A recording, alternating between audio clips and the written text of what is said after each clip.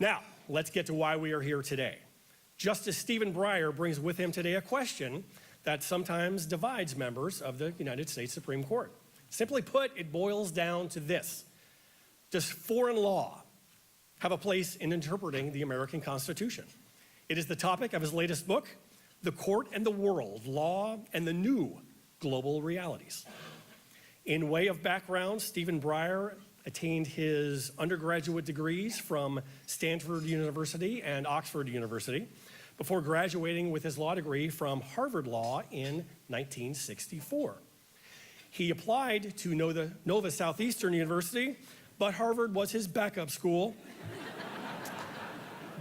Be prepared is clearly his motto, and you'll understand more about that in just a moment. His first job was a clerkship for Supreme Court Justice Arthur Goldberg. He also served as Assistant Special Prosecutor on the Watergate Special Prosecution Force and Special Counsel to the U.S. Senate Judiciary Committee. President Jimmy Carter appointed him to the bench in 1980 as a judge on the U.S. Circuit Court of Appeals and became its chief judge in 1990. President Bill Clinton appointed him to the Supreme Court in 1994. Here's a couple things we need to talk about, however, before we get to where we need to go. Justice Breyer apparently has interests outside the law. They include cooking and bicycling, hopefully not at the same time. Justice Breyer was involved in a serious bike accident while under consideration for the Supreme Court in 1993. As I just found out, his first of 3 bicycle accidents that have befallen him. He met with President Clinton, despite at the time recovering from a punctured lung and several broken ribs. Now, we could probably end the introduction right there. We are not. This is the Forum Club. We dig a little deeper. You see, when someone speaks here more than once, we like to have a little something extra. So we decided to dig a little deeper into Justice Breyer's background. It turns out, more than 6 decades ago, he was a distinguished Eagle Scout in San Francisco's Boy Scout Troop number 14, which is celebrating its 100th year this year. Now, that bit of trivia comes to us courtesy of Wikipedia, which means we immediately had to do a little fact-checking on our own. So thanks to the Forum Club investigative unit headed by Forum Club treasurer Barbara Noble, it turns out Troop 14 obviously still exists. Would you believe that they even have their own troop song, which includes the words, "Be ever our standards are supreme." So, Troop 14 has sent a shout out and a song for Justice Breyer. Let's hear from Troop 14. That's amazing. Hello, my name is George Cordall, and I'm the senior patrol leader of Boy Scout Troop 14. Troop 14, rah! We are celebrating 100 years of scouting in San Francisco, and we are extremely proud of our alumnus Supreme Court Justice Stephen Breyer. Because once a 14 man, Always a 14 man. to good old Troop 14 we sing today, and we will serve in every scouting way. Our colors red and white we wear with pride, and other troops to reach us try and try and try, but even then our standards are supreme. We are the members of a winning team. To every call for service we respond. To good old Troop 14, rah rah.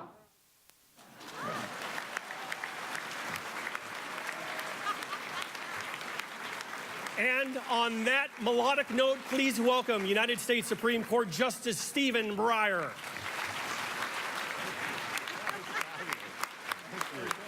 Thank you.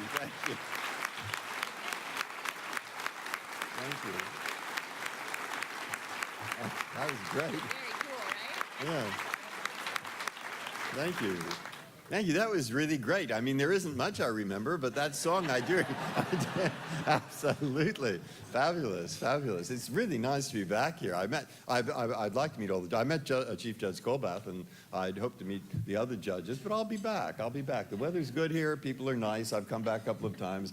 Can't stop me from writing. I keep writing these books. People here read them, or at least they come to the lecture. And you know, the normal thing with writing a book. I write a book, meet my friend. What have you been doing? He said, I've been writing a book. I just wrote a book. Oh, I read your book. Oh, you're the one. See, so this is fabulous. But what is this book about? I'm supposed to talk about the book, right? Okay. Anything you want, sir. Well, Troop 14, I mean, you know, I'm back into that now. I really liked it. It was good. Boy Scout Camp on the Russian River, I recommend it. It was fabulous. I will not sing Camp Royonnet songs, but the book is about the following.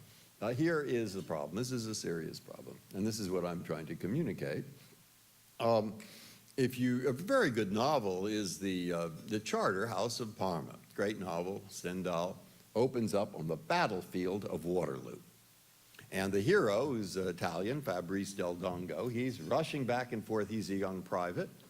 And there's smoke, and Napoleon is rushing around with his horses, and the horses are running around. There's total chaos, and he thinks to himself, you know, something really important is going on here at Waterloo. I just wish I knew what it was. Now, that's how I react, and I suspect a lot of others react, when we hear words like interdependence, globalization. Yeah, I mean, what exactly? What exactly? We have various ideas. But what I wanted to write down here was, let's take one institution. It happens to be one I know, because I worked there. And it's a significant institution in the life of the United States. So what does this mean for us concretely, specifically? And my hope is, by looking and seeing what it means concretely and specifically, you will get a vision of what that general word, like Waterloo 200 years ago, whenever, what that word means to us today, at least to us in the court, at least to us lawyers, and at least to the clients. That's about everybody. Lawyers would like it to be everybody, by the way. Yes. And so I give you some examples.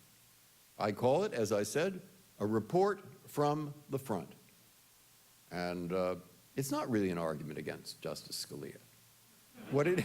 It's not. It's what the world today is like, seeing from our perspective. Well, for example, what? Well, here I'll give you one of them.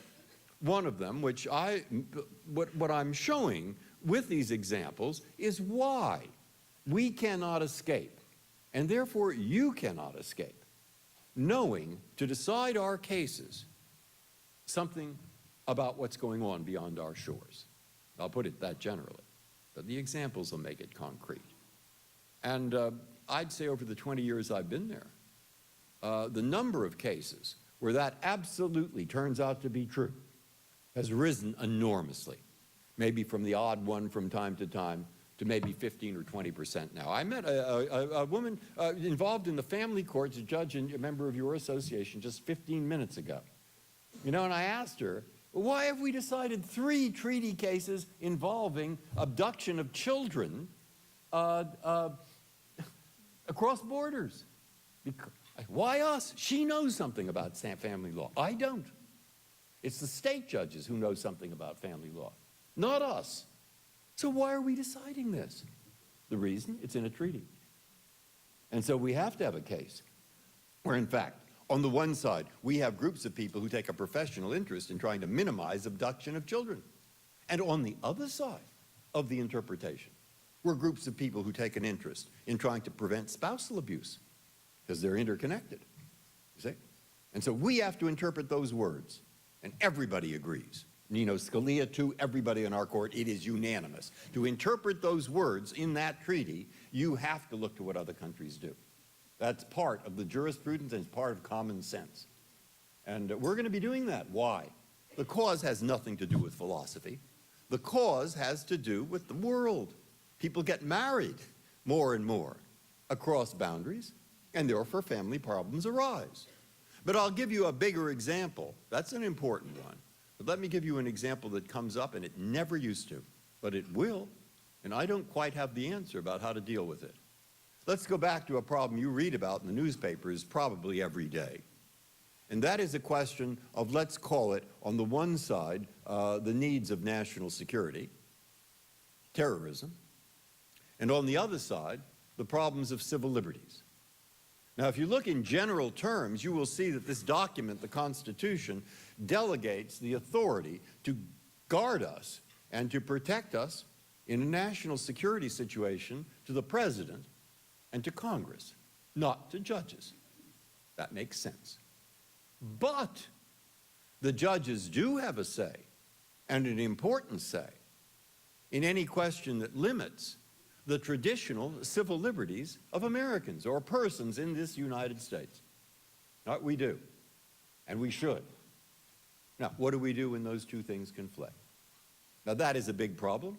That's been a big problem since the founding of the Republic. Now, how has it been traditionally answered? And that's what I'm going to bring you up to date about. Why do you think judges weren't in? Well, first problem that came up is almost immediately after the creation of the Constitution. We've all read about this in school. They were called the Alien and Sedition Acts. And they're pretty tough. And they did infringe on traditional civil liberties. They were very tough. Did the judges then set them aside? Of course not. The judges had nothing to do with it whatsoever. And you can look up to the Civil War, and you'll find how much the judges had to do with it. Nothing. Next to nothing. And Abraham Lincoln put thousands, tens of thousands of American citizens who weren't combatants in prison. Seward, who was the Secretary of State, he called in the British ambassador and he said, you see this bell here? I can push this bell and I can have any person I want in the state of New York thrown into jail. I can push the bell twice and I can have any person I want in the state of Indiana thrown into jail. Tell me, he said, does the Queen of England have such power? And you know what the Supreme Court said? Nothing. Until after the war. Not during. I can understand it. I can understand that. Because after all, it was a civil war. And what did it reflect? It reflected a judicial philosophy that is much older than the United States. Cicero said, about 2,000 years ago. Now, I had a great translation of this. I can't remember the Latin. My Latin teacher at Lowell High School would be ashamed. But nonetheless, the translation that I used was, when the cannons roar, the laws fall silent. That was Cicero. But it was pointed out to me by someone in an audience who was more learned than I. You know, the Romans didn't have cannons.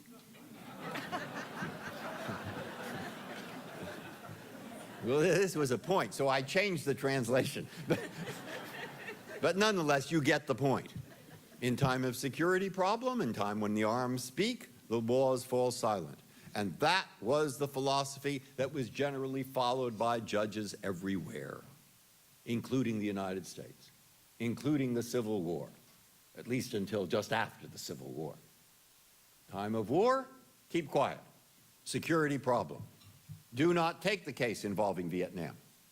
Don't do it. Don't get involved. You know nothing about it. There are serious problems of terrorism. Well, where did we end up? You can see in World War I, you can see case after case, where the court really upheld tremendous restrictions on freedom of speech imposed by the President and Congress. And now let's get to World War II. What do we find in World War II? Well, the most salient example is 70,000 Americans, American citizens of Japanese origin, were taken from their homes on the west coast of California against their will and sent to camps. And they didn't like it. And there's nothing they could do about it. And I can remember that. My mother driving me down you go down the peninsula when I was growing up on a little road, and you'd end up at Tanforan Racetrack. And she said, Tanforan, that's where they put the Japanese in World War II. And the note of approval was not in her voice. And a case went to the Supreme Court, famous case, called Korematsu. And Korematsu, I met Fred Korematsu once. It's fabulous. I met him quite a few years ago, but our next door neighbor in Cambridge was the daughter of a man named Ernie Bezic. And Ernie Besig was the ACLU executive director in Northern California. And she knew Fred Korematsu. And she invited him over for his 80th birthday. And I came in, I shook hands with him. He's a feisty guy. I liked him very, very, very much. And he said, Ernie Besig, of course, representative, he was certain he was going to win. There was no basis at all for holding the Japanese. None. And but the ACLU, to show you the mood at that time, would not support Besig on that first brief. He had to write it on his own. And he did. And he brought the case, and Korematsu was certain he was going to win. I mean, 80,000. And his parents were against it. They were in the camps, you know, don't rock the boat. But he did rock the boat. And it finally got to the Supreme Court in 1944. And he was certain he'd win in the Supreme Court because by 1944, I can remember in World War II, drawing shades, blackout shades, people were afraid the Japanese were going to invade. They weren't afraid by 1944. There was no problem there. Two lawyers in the Justice Department got interested, Burling and I can't remember the other one offhand. And they got the FCC, you see, General DeWitt, who was the head of the Presidio, the Army in San Francisco, had all this evidence that they had to ship the Japanese out. Because there were too many messages, 700 messages being sent to submarines, 5 instances of sabotage. We can't decide who's doing it. We got to get rid of them all. And who was for that? Earl Warren? He said it was the worst thing he'd done in his life. Who was against it? J. Edgar Hoover. He said there's absolutely no need. But they did it. Roosevelt signed the order, and they sent them. And by that time, when the case came up, Burling and Innes had sent out the FCC to find out, were there 763 messages being sent? They came back a week later with a stack of stuff like that, and they said, no, there wasn't one. They were all buck privates who didn't know how to work the machines and so forth. But he said, how did you do that so quickly? I said, oh, we didn't do it quickly. We didn't do it now. We did it at the time. And we showed it. We showed it to DeWitt. And they wouldn't sign the brief, Burling and Innes. So the Attorney General got Wexler, Herbert J. Wexler, famous to lawyers, famous law professor. He was running the War Department in the Justice Department. And he wrote a footnote that no one could understand unless you read it 30 times. And it basically, on the 31st reading, you'd understand that they're disowning the War Department and they're disowning DeWitt. But you had to read it carefully. I thought maybe the judges on the Supreme Court couldn't understand that. Then I read the transcript, the oral argument. Charlie Horsky, representing the Japanese American Defense League, he pointed out that footnote. He said, read it 31 times, and you will see that in fact there's no basis for this now, and there never was. And if you read through the evidence, I think you'll agree with that. Not now, not never. And so they were pretty certain they were going to win. Well, they didn't win. They didn't win. They lost. And 6-3. Jackson, Roberts, Murphy were the ones who dissented. Murphy got it totally right. I thought that was so right. I called up his law clerk, still alive at that time, Gressman, who wrote the Supreme Court practice. I called him up. He's 95 years old. I said, somebody must have told you. Somebody must have told you in the Justice Department. How did you get that so right? And he said, actually, I don't remember. All right, so that's it. so there we are. But now, I do know from somebody who read who's gone through this historically more, Justice Black. See, the people on the majority, they were liberals. Black, Douglas, Frankfurter. Black went into that conference, and he said, in effect, somebody has to run this war. Roosevelt or us? And we can't run it. So it's Roosevelt. You see? 70,000 Americans. Well, that sort of thing, and probably that case, led during a war, many of us do remember, the Korean War, to President Truman's effort to seize the steel mills, something he thought he had to do in order to keep the supplies flowing to the soldiers in Korea at the time of a threatened strike. Read through his reasons, they weren't so bad. But the court said no. And Jackson wrote for the court. I mean, wrote the Jackson Black, they said no. The power isn't there in the Constitution. You say, why? Why did they say that?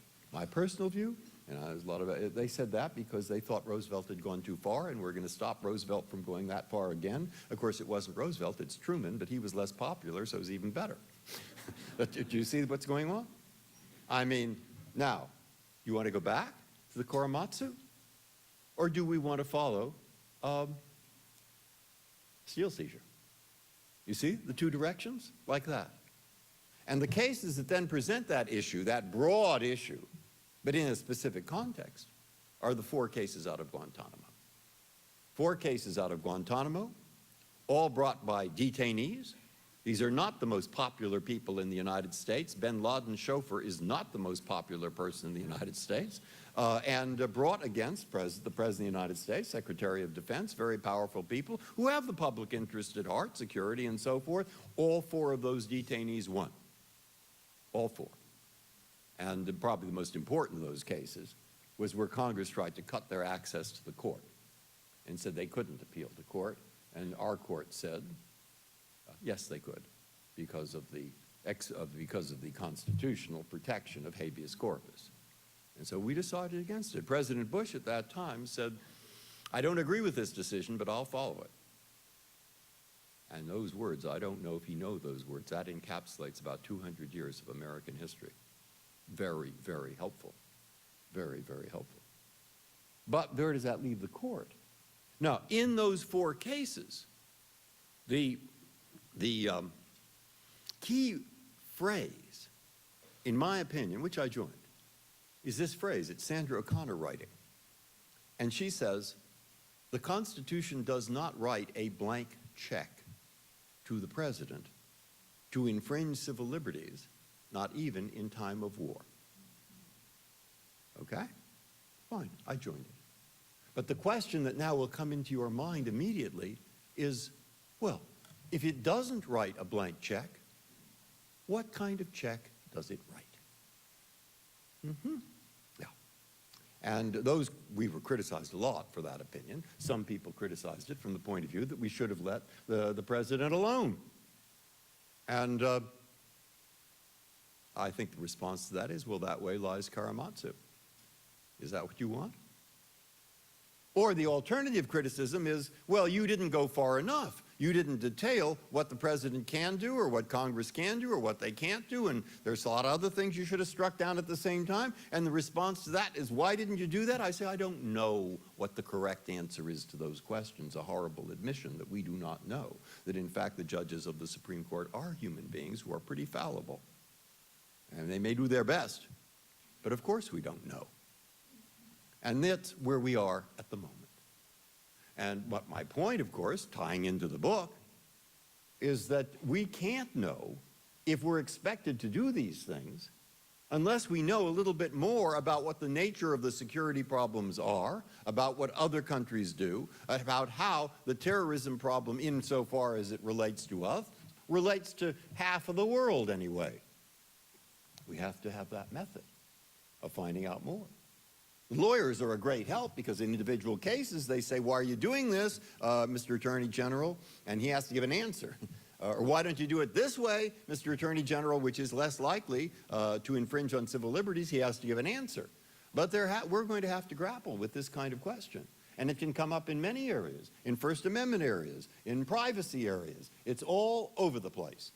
Unless, of course, terrorism goes away. Yeah, right, exactly, exactly. So you see, there we are.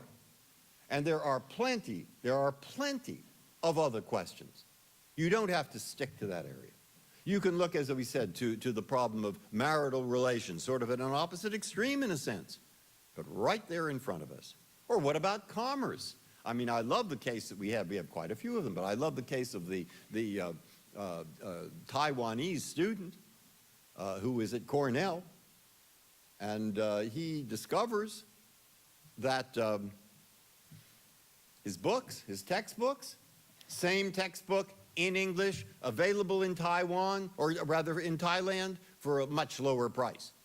So he writes to his parents and says, send me a few. And they sent a lot more than a few. And pretty soon the publisher got really annoyed and brought a lawsuit against him, and to find the answer as to whether he could bring them in and sell them, buying them in a Bangkok bookstore or not, turns on about 6 words or 10 words in a totally well, let me not criticize Congress, but somewhat unintelligible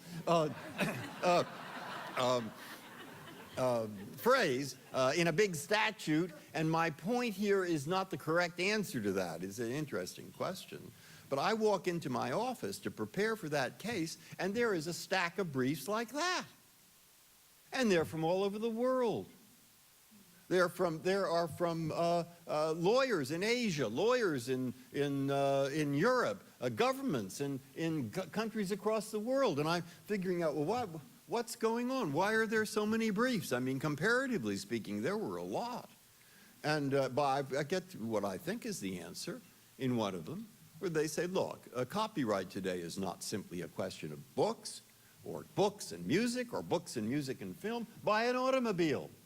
It's filled with copyrightable software. Or go into any store you want, and there you will see goods with labels. And the odds are that those labels in the retail shop are copyrighted. It's all over. And one brief says, your answer in this case is going to affect $3.2 trillion worth of commerce. Yeah, even today, that's a lot of money. You see? Well, right. And there are cases in antitrust that require that, interpreting the American statute, what's its reach. Or with securities law, and how far does it reach? Does it reach to Australia? And under what circumstances and when? If the fraud took place in Florida after that. But the buyers and sellers were all over the Australian exchanges. Or go into human rights law and consider Dolly Phil-Ortega, who came here and found the torture of her brother from Paraguay and brought a lawsuit under a statute that was enacted in the 1790s against pirates. And the question comes up, could she win? And she did. Big problem, alien tort statutes, how to interpret that. It's all over the place. And I want to pull it together. I want to explain it. And I want you to help. When I say help, the way I help is simply this. I mean that the way our profession works, and there's some people here from it, there's some clients here, and there's some lawyers here. But I always think our profession works, the legal profession works best, when the lawyers representing the clients come to us with their briefs, we make a decision, the professors then criticize it and say how wrong it is. Perfect.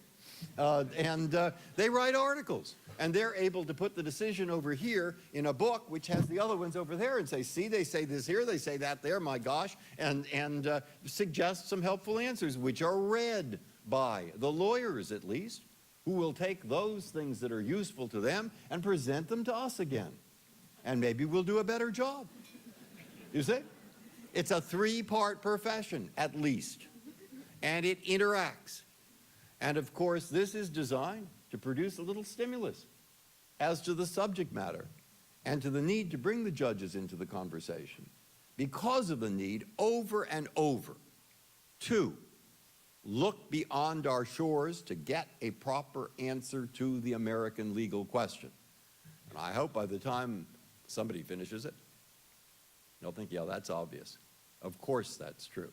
Of course we have to, in many cases, look beyond our own shores in many different ways, and that has nothing whatsoever to do with ideology. It has nothing to do with the particular members of the court. It has nothing to do with who are the judges. It has everything to do with the nature of the world that we are living in.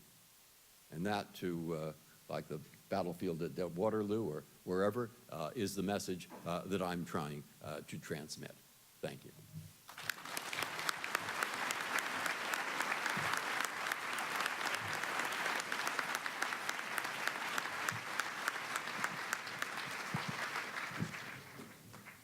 Thank you, Justice Breyer. Good afternoon. I'm Greer Presley, President of the Palm Beach County Bar Association. To remind you, if you have a written question for Justice Breyer, please raise your index card in the air, and one of our volunteers will be by to pick it up. Our first two questions will come from the law students from Nova Southeastern University.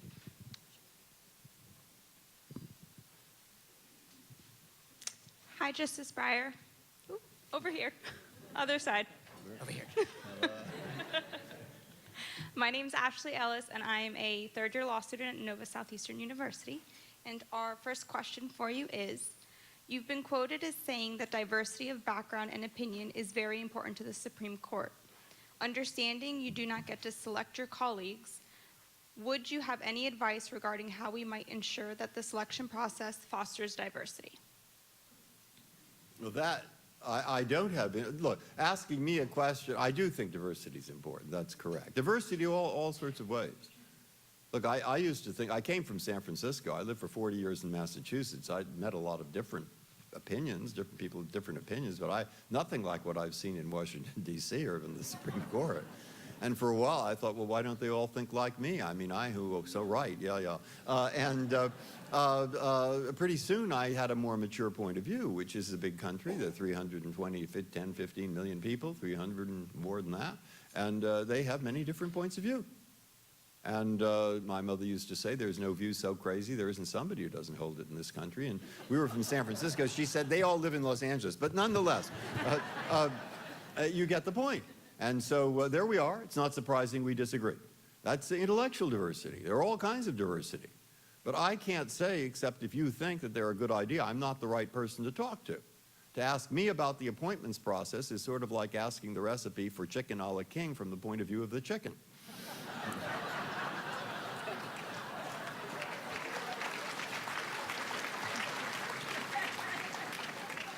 So for that objective, it's the senators, the congressmen, and they will respond to the public. They will respond. If they don't respond, they're not going to be in office too long. So when people criticize Congress, I did work there, I have a bias, so do you. But our bias is, you see a problem with Congress, go look in the mirror. You see? They're pretty good at responding. And so I keep that in mind and keep it up. Keep going.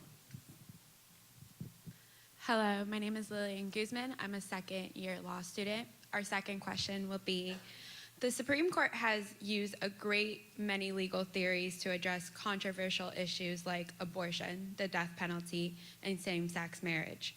What role do these different approaches play, and how does your judicial philosophy play into these opinions? Well, that is a pretty good question. What do I want you to keep in mind? You keep in mind, first, that cases like that are rare. They do come up, but they don't come up that often. What isn't rare is with less visible cases. Remember, those are cases that affect a lot of people and they'll be written about a lot in the newspapers. But there are other cases that affect a lot of people that aren't written about so much. And most of the cases that come up present very difficult questions of legal interpretation. Why? Because we only take cases where the lower, not almost always, the lower courts are divided in their opinions. There are good judges in the lower courts. If they're all of the same opinion, they don't need us. If they're of different opinions, the law is not uniform, federal law. We deal with federal law, Constitution, statutes of Congress. And so there's a need for us. So they're already going to be difficult by definition. So remember, it's more than cases like those three. Now, what about deciding those cases? Well, I think if I were very general about it, I'd say virtually all judges, when faced with a difficult case, have 6 tools they work with. First, they read the text. Every judge thinks the text is relevant. If that text says fish, that does not mean a carrot, okay? So we don't just go off somewhere without the text. The text is important. You look at the history of how did this thing come about, these words. You look at tradition. I was just talking about habeas corpus. To you, a law student, that means something, habeas corpus, as it does to lawyers. There's a tradition behind that. The ability to go to a judge if you're unjustly or you're in prison, you think you shouldn't be, you get to that judge, the judge It says, what's the reason? Bring me the person. Why are you holding him? Very important tradition. So we've got the text. We have the history. We have the tradition. We have precedent. Of course precedent is relevant. But if it decided it, what's the case doing in our court? We have purposes or values. Somebody wrote, the First Amendment's about speech, expression. It's not about search and seizure. That's the Fourth Amendment. There's some values that that amendment is trying to protect. And with a statute, there's a human being who had a purpose. There was a reason they wrote this statute. Find out what it is. And there are consequences. The consequences are, if you decide it this way, what happens to those purposes or values? If you decide it that way, what are the consequences in terms of what happens? So remember those 6 things: text, history, tradition, precedent, purpose or values, and consequences. Now, I think all judges use those 6 things, and some emphasize different parts. When I discuss this with Justice Scalia publicly, which we do, I think he emphasizes text, history, tradition, precedent, and I think I emphasize purposes and consequences. Do I ignore the first 4? Of course I don't. Does he ignore the last 2? He once told me he did. and I said, well, I just found an article you wrote at once which said how important purposes and consequences were, and he did. And he says, well, I don't mean I really ignore them all the time. But you see, he wants to lean more, because the reason is that he doesn't want to unleash the judges with their own subjective values. And I lean more towards the latter, because I fear that the former, if you relied solely on them, would turn the Constitution into a document that, contrary to what the framers wanted, was not capable of governing a nation that changed over the course of hundreds of years. And they wanted it to be one that changed. So I think I have a good argument there. And he thinks he has a good argument. All right. But now, are you getting an idea? Are you getting an idea? And now you reduce those 6 things. Which different emphases? 2, I mean, you know, it doesn't have to be just a case with just one thing. It could be like an ERISA case with EDPA, so God only knows. But it's complicated. But those, I think, are different ways that people are approaching the problem that isn't as different as you might think. If you reduce it to those 6 things, but it is difference in terms of emphasis, and there are temperamental differences. Some people like bright line rules. I'm more comfortable with a mess. Because that's what I think life is, all right? and I think that others want more guidance in this. And what gives you the more guidance? And those are the kinds of basic philosophical arguments that take place, and they take place among the 9 of us, and among the lawyers who are arguing to us. And when the 9 of us discuss it around the table or elsewhere or on paper as we write, it's highly professional. It is not personal. I have never heard a voice in that conference room still, even in the cases you mentioned. I have not heard a voice raised in anger. It's not. It just isn't. Well, there we are. Tried to give you a little picture, which I hope will be helpful. Thank you to our law students for their questions. The remaining questions will come from the general audience. Justice Breyer, what decision during your 20-plus year tenure on the court have you observed to have had the biggest impact on society? I think we won't know. The truth is, I think we won't know. I think it's like, and probably it's like people in public life and maybe even in private life. Later on, the historians, in light of what happens later, will tell us, oh, how important that was. Who knew that when George Washington made a friend of Hamilton? I've just seen the film Hamilton. It's fabulous. Worth the trip to New York. It's absolutely fabulous. But when Hamilton called in Lafayette, when Lafayette convinced Louis XVI that he ought to send troops to support our revolution, which he did, with Rochambeau, who took the troops and went down to Yorktown and won the battle, who knew that that would bankrupt France, leading to the French Revolution, producing the death of Louis XVI? All right, there we are. That's history. But historians after will tell us inevitable. Inevitable. Yes, and then we'll know what was important and not. That's a little too not answering your question. And, but the truth is, I don't know. And I'll tell you, there's one other insight that gives you on the court. And one of the reasons I'm not sure and don't know is the attitude among the 9 of us. There are 2, I say, unwritten rules that help. The first unwritten rule is around that conference table. Nobody speaks twice till everyone's spoken once. That's a very good rule for any small group. Everybody feels he's got a shot at being listened to. Second, and this was Sandra O'Connor pointed this out to me, it's called Tomorrow is Another Day. And what that means is you and I might have been the greatest of allies in case 1. So case 2 comes along, we're totally opposite sides. And the fact that we were allies in case 1, unless the law is relevant, without the law being relevant, has no effect on us in case 2. So it's on to the next one. Tony Kennedy put it this way: the work at the Supreme Court is much more like an express train than you think. Boom, boom, boom. Next one comes along, next one comes along. And I could tell you, I hope, pretty well, once you tell me the subject of the case I'm about to write or the case I'm about to hear, I think I could do pretty well on telling you what the relevant arguments are. And now you ask me what the arguments are on the case I decided 2 months ago. You see, it's on to the next one. And we think that way. We'll go back to the last one if it's relevant. But to remember what I decided 2 years ago, I'm not sure I will, unless it becomes relevant to the next one. And so that's a human reason why it's hard for me to answer. So I'm not quite sure how to evaluate my own work. I'm not the right one to ask on that. And it's others who'd have to say.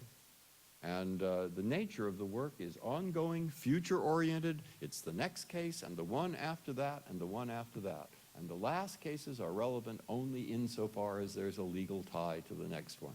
That's the job. Thank you, Justice Breyer. We are in the height of campaign season, so this next question is timely. Justice, the controversy over the designation of corporations as people has radically changed campaign financing. Is there any chance that this could be re-examined?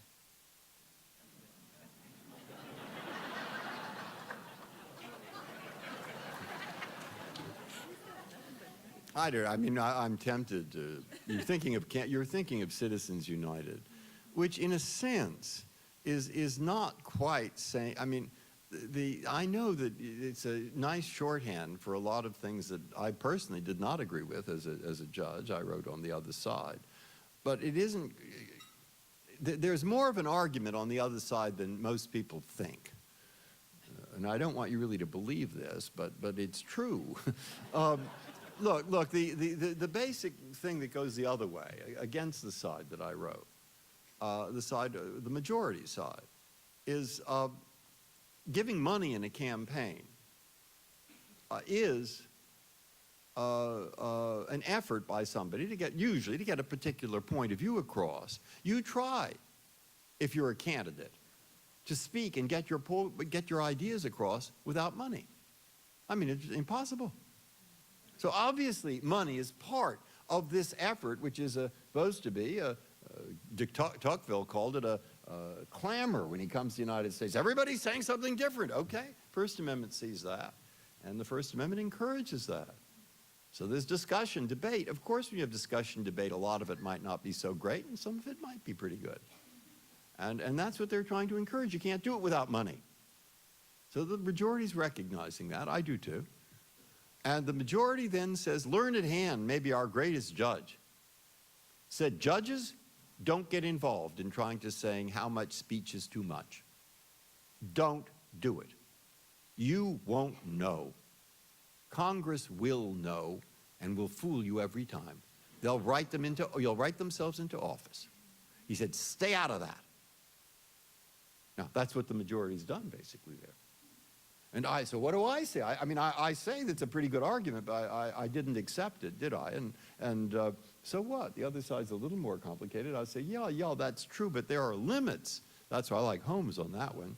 Every principle runs up to a counter principle at some point.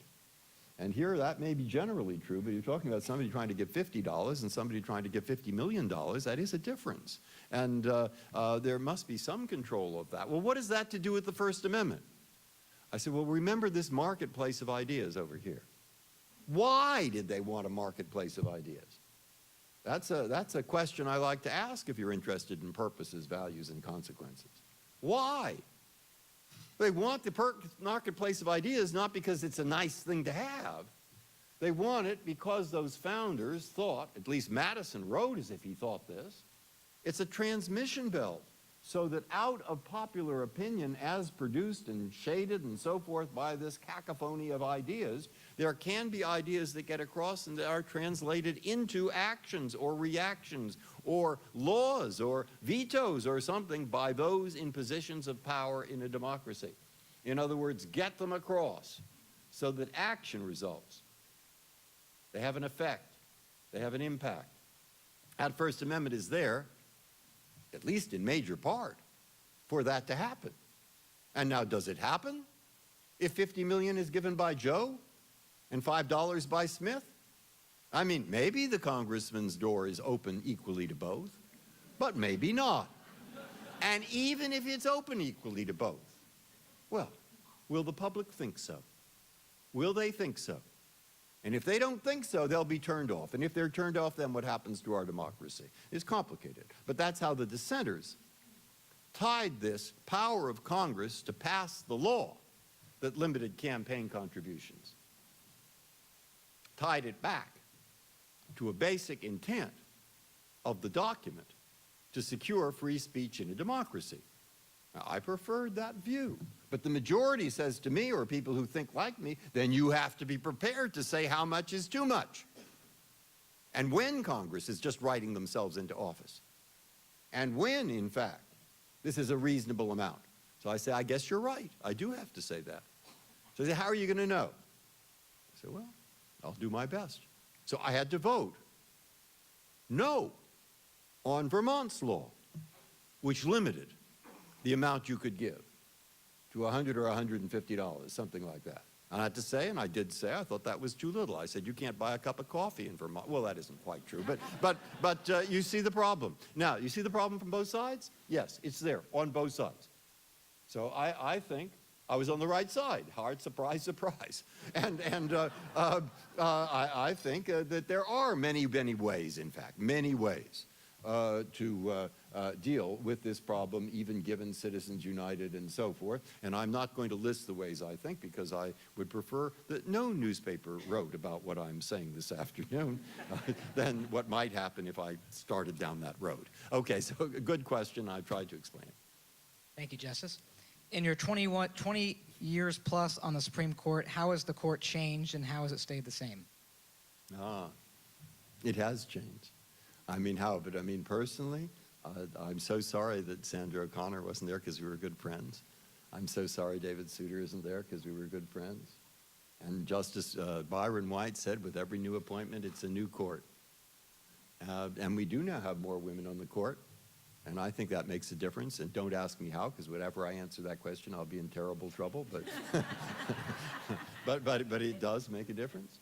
And the personnel do make a difference. The interaction, the chemistry makes a difference. All these things make a difference. And that's the best I can do. You say, you want me to say exactly how? And I don't even know how myself. I don't even know. I mean, for what we really do, the day is a day. It's very interesting. It's like the same kind of thing when a lawyer is in his office and he has like 6 clients who come in, and you say, my goodness, how am I ever going to do this? And then you do it. And we have, I mean, you're into the next case. You're into the next case. We're discussing them. We're reading them. I'm reading the briefs. I'm talking to my law clerks. I usually say to them, look, I'll read 12 sets of briefs for the next set of oral arguments, and you read 4 sets each, so you have to know it 3 times as well as me. So then we discuss it, and then we have the oral argument, and then we discuss at the conference, and then we go back. Someone's assigned to write an opinion, so I'm sitting there writing an opinion. And I go back and forth, drafts with my clerk, and we circulate it, and eventually people either join it, or they write their own, or they join a dissent, and somehow we end up with everybody having joined an opinion or written his own, and then it comes out. So I say, what do I do every day? I read. I have my briefs with me. I've told this 1,000 times, and Michael is here so he can hear it again. When he was younger, I said, what is it like to be a judge? I said, well, I'm reading, I'm writing, I'm at the word processor, So if you do your homework really well, you can get a job. You do homework the whole rest of your life. I mean, that's Thank you, Justice. What is the most difficult part about being a Supreme Court Justice, and do you ever suffer from decision-making fatigue?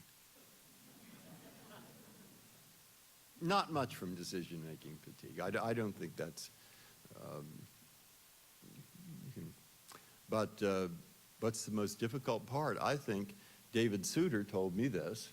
The two things that I stayed in my mind when I took the job, Harry Blackmun, who's retired, and it was his position that I took, he said, "You will find this an unusual assignment."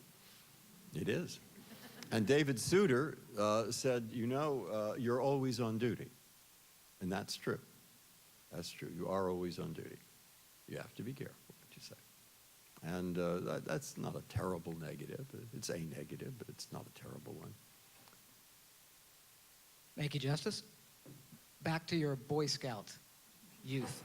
As a Boy Scout, you vowed to be trustworthy, loyal, helpful, friendly. Friendly, courteous, kind, obedient, cheerful, thrifty, brave, clean, and reverent.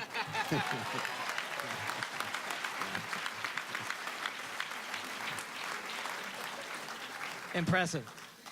Which two of these traits have served you best in life? Oh, they all have. You do your best.